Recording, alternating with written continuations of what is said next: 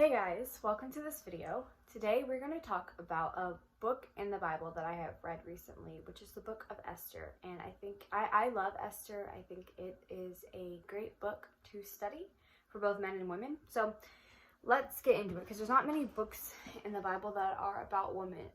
There's Esther and there's Ruth, but today we're focusing on Esther. So I'm going to kind of summarize the story for you, and if you want to also read it yourself, by all means.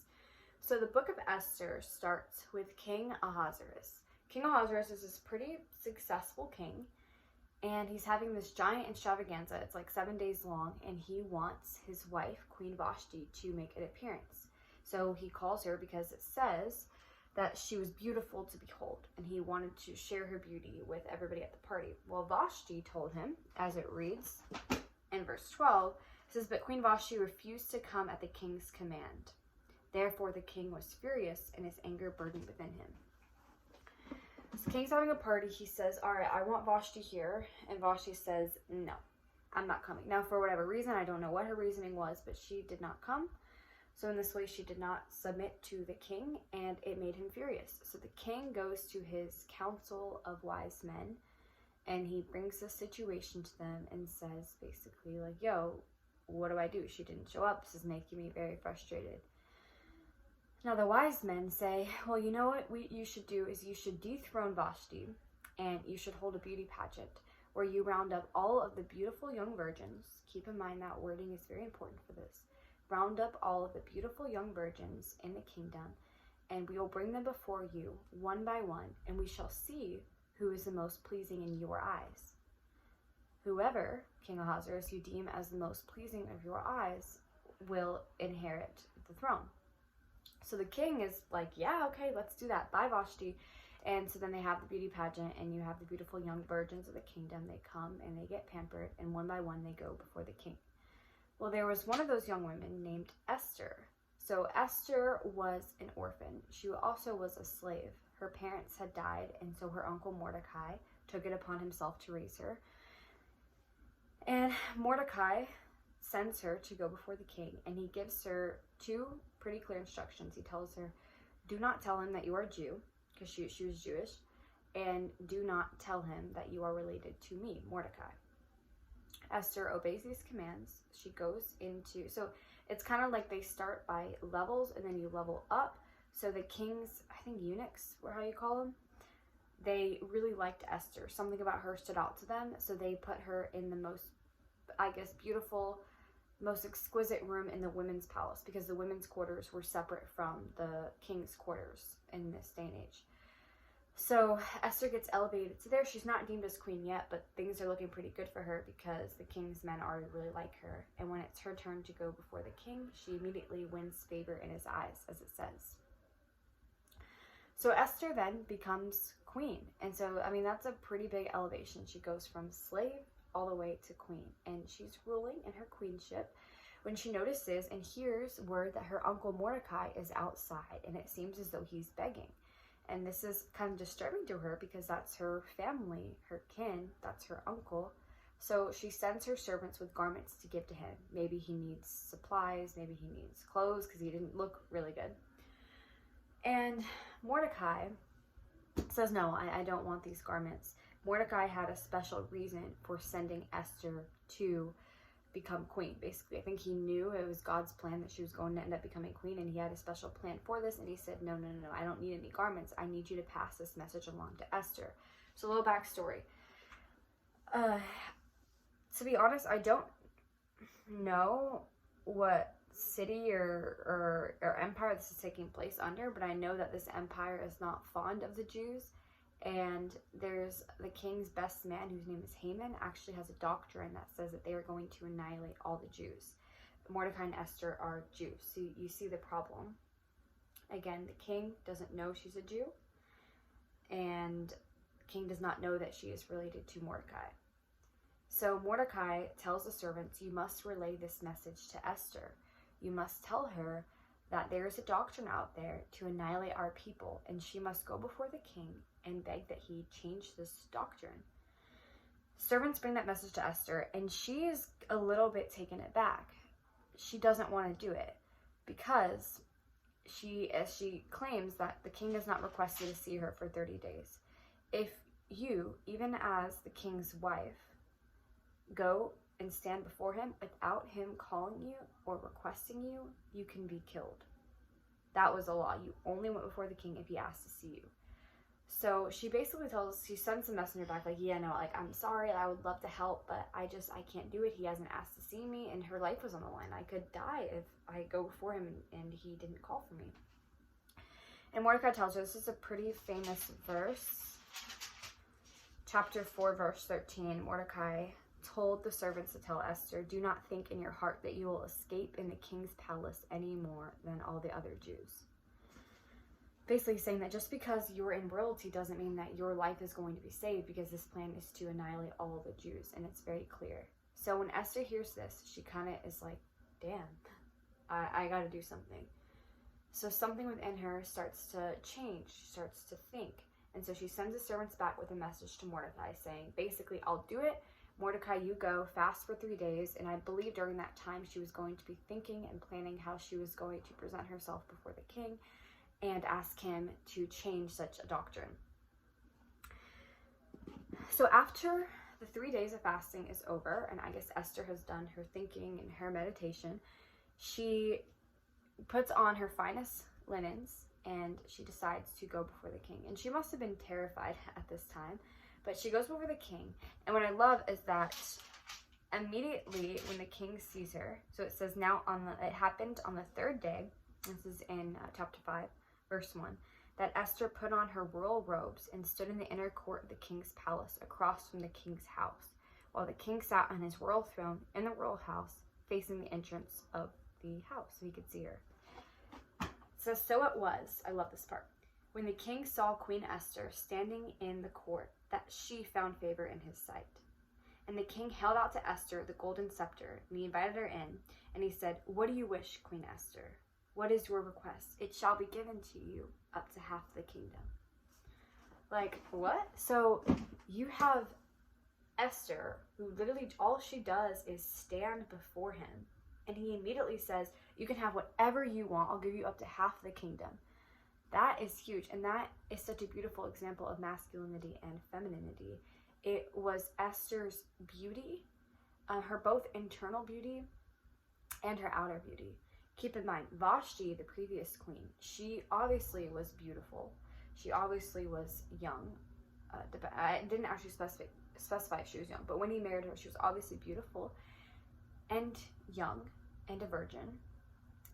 But she lacked the inner beauty. She lacked the character that she needed to sustain beside him as queen.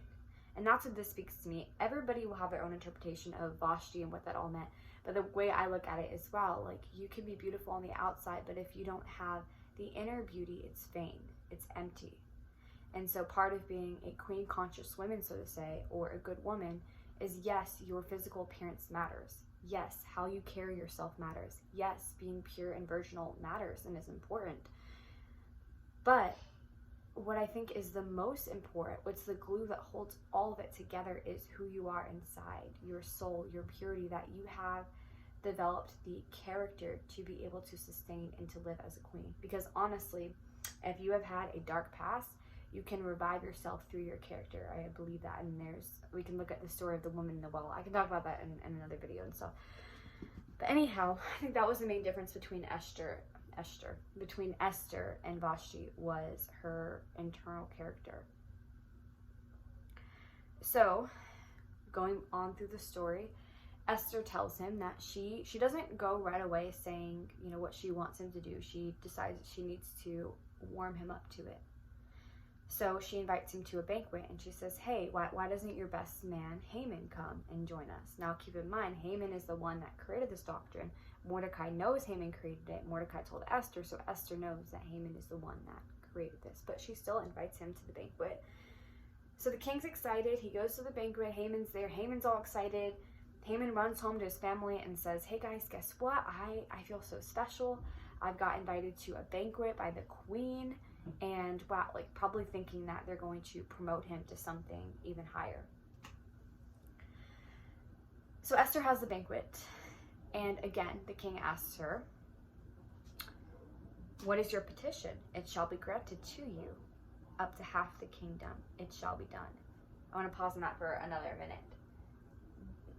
This is important. Do you think King Ahasuerus would have offered Queen Esther up to half of the kingdom if she had been actively sleeping with the other half of the kingdom? That's something to think about. Well, then Esther goes on and says, my petition, my request is this. And the way she speaks to him, too, I think is also important. She says, if I have found favor in the sight of the king, and if it pleases the king to grant my petition and fulfill my request, let it be that the king and Haman come to the banquet which I will prepare for them tomorrow. So she basically has them prepare another banquet. Haman leaves with a joyful and glad heart. The king says, sure, I'm there, because like I said, whatever you want, it is yours. Now, how Esther speaks to him, again, is important because men like to please their women. So if you can approach men with saying, would it be okay if, would this be and I think nowadays using the words like, would this be pleasing to you if, is, it's a little bit outdated. I don't know how that would sound, but saying something like, hey babe, would it be okay if? So I think that there's a lot we can learn about Esther's demeanor. I just love how she executed this entire plan.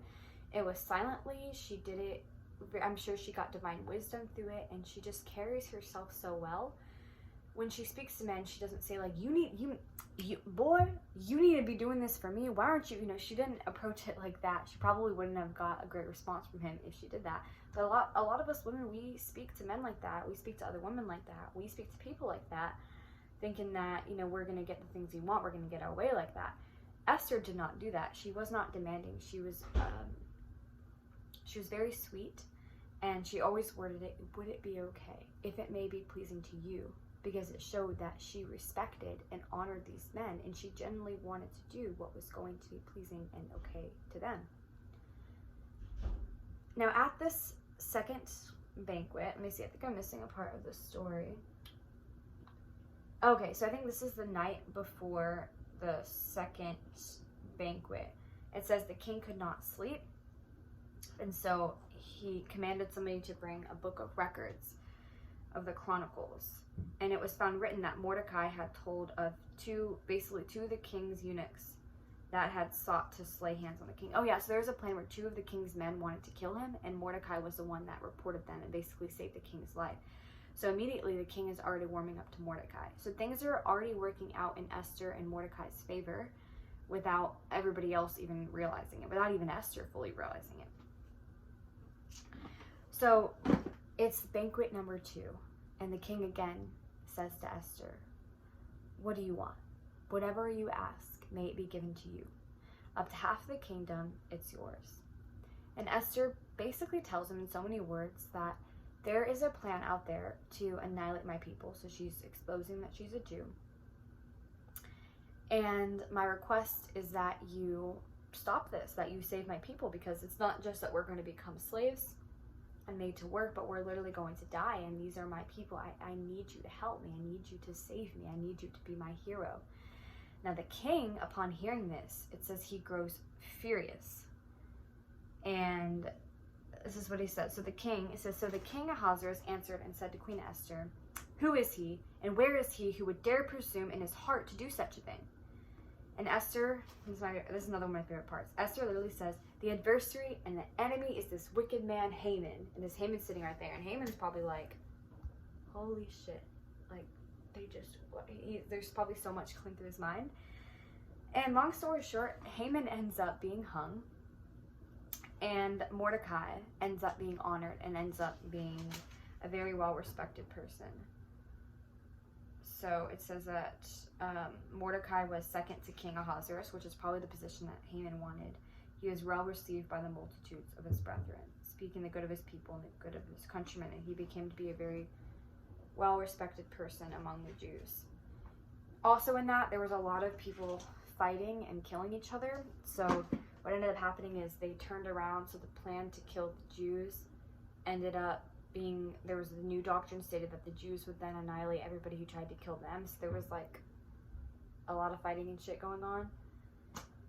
But yeah, that is the story of Esther. And it is a pretty interesting story. It is a pretty adventurous story, but I like to look at it mostly from the lens of femininity, how Esther carried herself, what she was like. And it also goes to show that dynamic, that because she was pure in heart, pure in mind, pure in body, and she was beautiful internally and externally, she enjoyed the virtue as a woman. I feel like she was secure in her womanhood, and she didn't have to strive so much to make these things happen. She kind of attracted it to her by just being, if that makes sense.